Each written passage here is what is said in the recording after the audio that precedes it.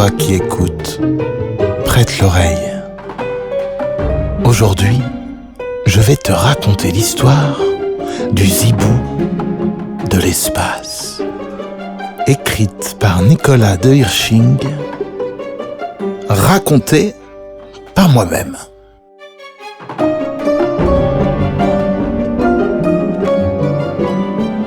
Chapitre 1. Une partie de cache-cache. Depuis une semaine qu'il est en vacances chez Séverine, David ne s'est pas ennuyé un seul jour. Séverine avait dit « Tu vas voir, on a une grande maison en plein milieu de la forêt. On aura toute la place qu'on veut pour jouer. » Elle avait raison, Séverine. La maison est immense, avec une grange où on peut se rouler dans le foin. Et tout à côté, il y a une forêt, idéale pour faire des parties de cache-cache. Aujourd'hui, David a abandonné Séverine loin derrière lui. Il se fait tout petit dans le buisson où il s'est caché. Il ne bouge pas. Séverine est sûrement en train de le chercher. Quand elle passera devant lui, il surgira d'un coup, comme un diable. Soudain, il entend des grognements féroces. Quelque chose de mou s'abat sur sa tête. David pousse un cri d'épouvante et se redresse d'un bond. Il se donne des grandes tapes pour se débarrasser de la chose. Ce n'est qu'un pullover. Et au même moment, il entend un rire qu'il reconnaît. « Je t'ai bien eu !» dit Séverine. « C'était toi !» fait David, furieux. « Ah, idiote, j'ai failli mourir de peur. »« Et toi alors ? Qu'est-ce que tu voulais me faire, hein ?» Chapitre 2. Un étrange caillou. Tout à coup, un bruit strident retentit. Les deux enfants lèvent la tête. Tous les oisillons des environs s'envolent, effrayés. Puis à quelques dizaines de mètres, une explosion se produit. « Qu'est-ce que c'est ?» demande David, en se rapprochant de Séverine. « Je n'en sais rien. Viens, va voir, ça venait de là. » Les deux enfants se précipitent vers une clairière où quelques herbes brûlent encore, en dégageant de la fumée. David serre le bras de Séverine. « Oh, regarde, là !» Dans le sol, il y a un trou en forme de cratère. Au milieu se trouve une espèce de gros caillou, lisse. Il dégage un peu de vapeur et il semble très chaud. « C'est quoi ?» demande Séverine. « Une météorite ?» David se baisse avant de répondre. « Mais non, regarde bien, ce n'est pas de la pierre, c'est du métal. »« Du métal ? Mais ce n'est pas possible, il est tombé du ciel alors. » Séverine n'a pas le temps de finir sa phrase. Dans un étrange cliquetis, le caillou s'ouvre en deux. À l'intérieur, il y a quelque chose. Quelque chose de petit, de mignon et surtout de vivant. Quelque chose qui pousse des petits cris comme un bébé qui pleure. Séverine se penche, tout attendrie. « Oh, t'as vu ? On dirait un petit animal. » L'animal est tout rond et recouvert d'un léger duvet. Il n'a pas de bras ni de jambes, mais des tentacules énormes qui l'agitent dans tous les sens. Ses yeux sont ronds et incroyablement grands. « Oh, je n'ai jamais rien vu de pareil !» dit Séverine. « En tout cas, il est drôlement petit. Ce doit être un bébé. » Elle se penche et elle prend le petit animal dans ses bras. Puis elle se balance doucement, tout en chantonnant « Do, do, bébé, do ». Chapitre 3. Un bébé tout chaud. Soudain, Séverine pousse un cri et lâche l'animal. « Qu'est-ce qu'il y a ?» s'inquiète David. « Il est devenu tout chaud et il m'a brûlé !» crie Séverine en se frottant le bras. « Qu'est-ce que tu racontes ? Tu as rêvé !»« Eh bien, prends-le toi si tu es si intelligent. »« Bien sûr que je vais le prendre. »« Allez, viens mon mignon !» fait David en le serrant contre sa poitrine. Il le berce quelques secondes et lui chatouille le nez. « Alors, tu vois bien que tu... » Aïe ! David repose le bébé dans son œuf à toute vitesse et il se frotte la poitrine. « Mais dis donc, tu avais raison, il brûle. Qu'est-ce qu'on va faire de lui ?» Les deux enfants aimeraient ramener l'étrange bébé à la maison. Mais sans le toucher, c'est impossible. « Je sais !» décide Séverine. « On va le ramener dans une brouette. » David est d'accord, il dit au bébé « Toi, tu ne bouges pas. On revient tout de suite. » Chose curieuse, le bébé semble avoir compris. Et ça n'a pas l'air de lui faire plaisir. De grosses larmes coulent de ses yeux et il pousse un petit cri plaintif. « C'est bon, c'est bon !»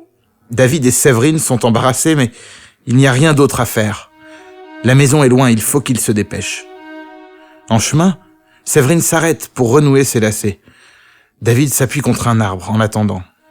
Soudain, il sent une étrange chaleur qui devient de plus en plus forte. Il baisse les yeux et pousse un cri. Le bébé s'est accroché à sa jambe avec ses tentacules et il regarde David en faisant « Zibou, Zibou !» David secoue sa jambe en s'écriant « Séverine, aide-moi !» L'animal est surpris, il lâche David et il roule dans l'herbe en poussant des petits gémissements.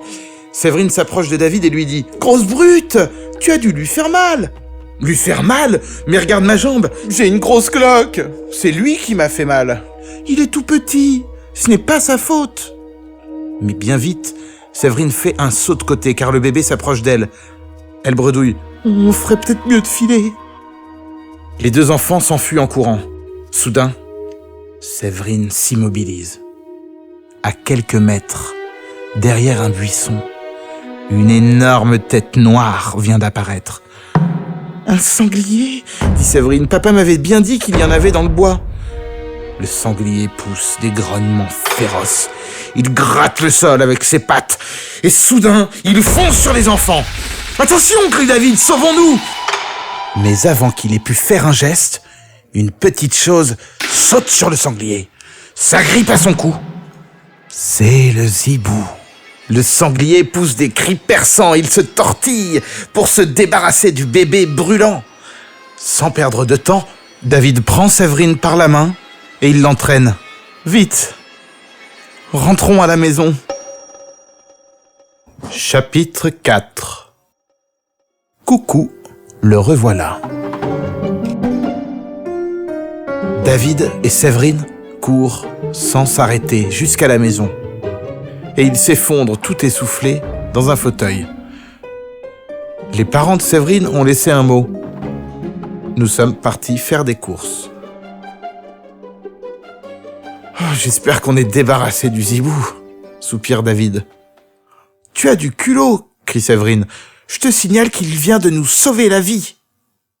Il nous a sauvés ? Tu parles ? Il a juste sauté sur le sanglier. Séverine est furieuse. Tu es méchant. Et puis d'abord, tu n'y connais rien au bébé. David n'a pas envie de se fâcher avec sa meilleure amie.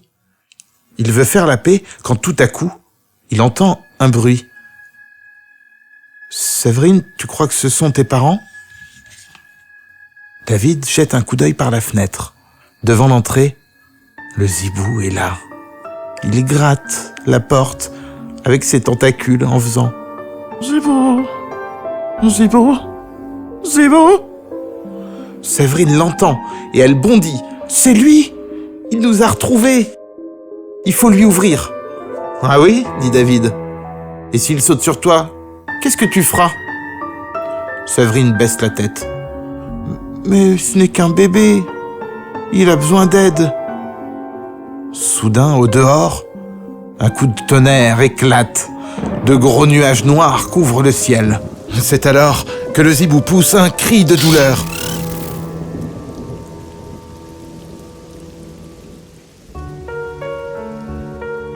Chapitre 5. Le zibou câlin.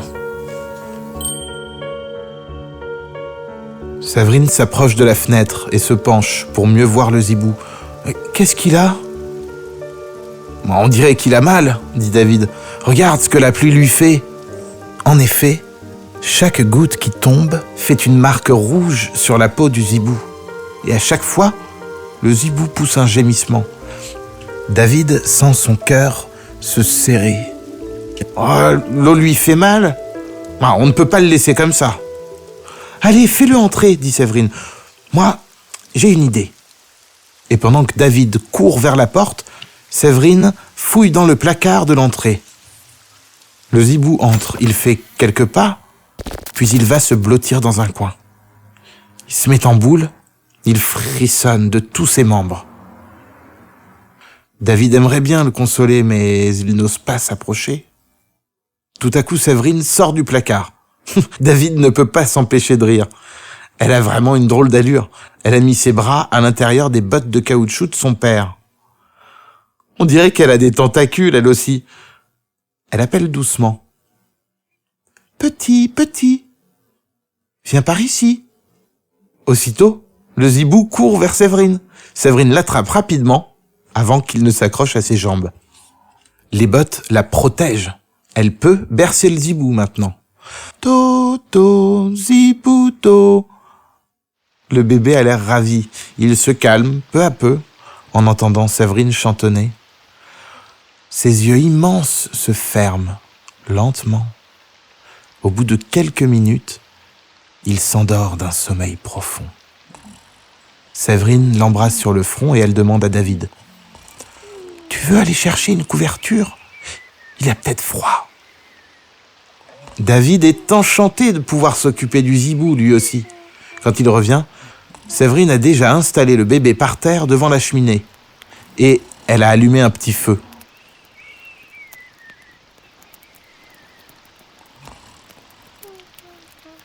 David couvre soigneusement le zibou.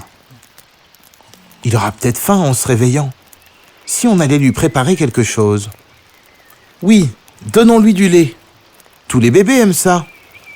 Séverine remplit un bol, puis les deux enfants retournent au salon. À leur grande surprise, le feu s'est éteint et le bébé est réveillé. « Zibou, zibou !» Séverine s'approche, pose le bol devant lui. Le zibou a l'air intrigué. Il trempe un tentacule dans le lait et il le retire aussitôt. Il a l'air dégoûté. Il fait un drôle de bruit. Ziberk, ziberk, berk. Séverine éclate de rire. C'est pas un bébé comme les autres. Chapitre 6. Au feu, au feu. Dehors, la pluie a cessé. Mais soudain, un bruit effroyable retentit au-dessus de la maison. On dirait un coup de canon. « Qu'est-ce que c'est ?» dit Séverine. « La foudre est tombée sur la grange. » Les deux enfants sortent en courant. À quelques mètres, la grange commence à brûler. Séverine réagit la première. « Vite, il faut remplir des seaux d'eau !» Sans perdre une seconde, les enfants font demi-tour. David prend un grand seau sous l'évier et il le remplit jusqu'au bord. Mais au moment de le soulever, il soupire. « Ah zut, il est trop lourd !» Séverine l'aide à soulever le seau. Devant la grange, les flammes sont de plus en plus hautes. David et Séverine prennent leur élan et ils jettent l'eau sur le mur. Mais la grange continue à brûler. David gémit. « Ah, on n'y arrivera jamais !»« Mais si, dit Séverine. Il faut continuer, sinon le feu va tout brûler, même la maison. » Les deux enfants courent pour remplir le seau. Ah, si seulement on avait un tuyau, pense Séverine, mais l'unique tuyau d'arrosage se trouve justement dans la grange. Chapitre 7. Un mangeur de flammes. Lorsque le seau est plein, les deux enfants retournent combattre l'incendie. À leur grande surprise, le zibou est là, devant la grange, et il agite ses tentacules. « Zibou, zibou, zibou !»« Qu'est-ce que tu fais ici ?» crie David. « Allez, va-t'en ! Tu vois bien que tu nous gênes !» ordonne Séverine. Le zibou n'obéit pas. Au contraire, il s'approche des flammes. « Non, attention !» crie David. Mais il est trop tard. Le zibou s'est collé contre le mur de la grange. Il ouvre sa bouche et se met à aspirer doucement les flammes. « Oh, regarde !» souffle Séverine.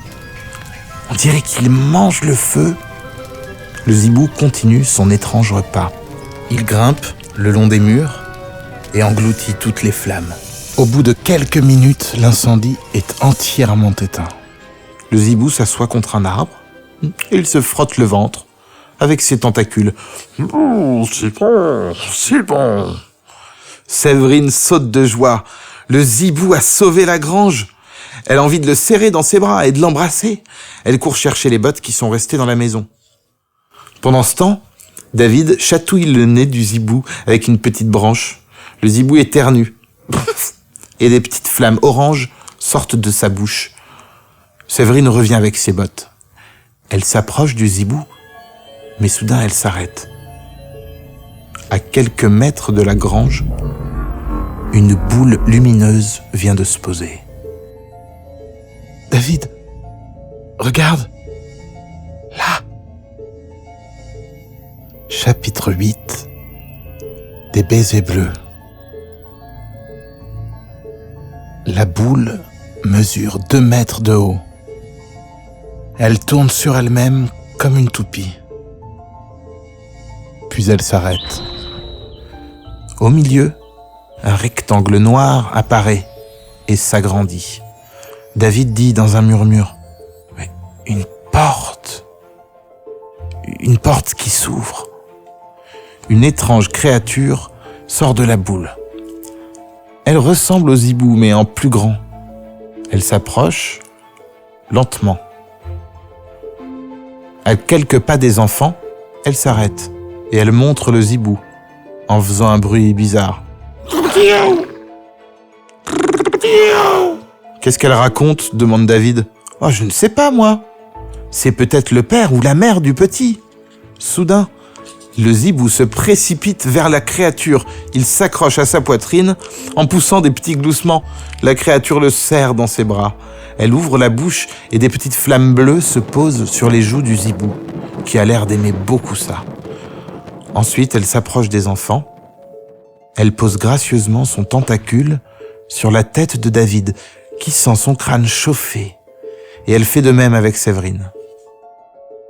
Puis elle montre sa propre tête en parlant une langue douce, mais incompréhensible. David et Séverine ne comprennent qu'un seul mot, c'est zibou.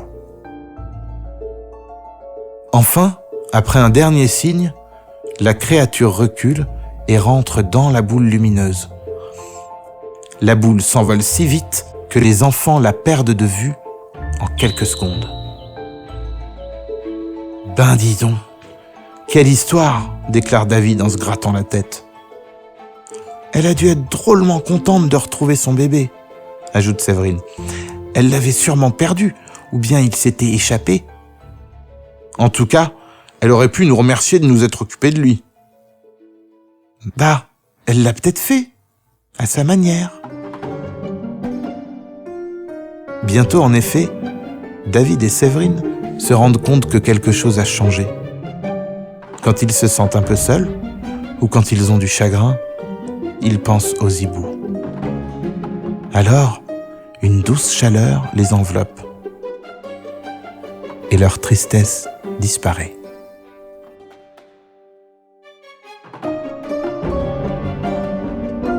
C'était le zibou de l'espace.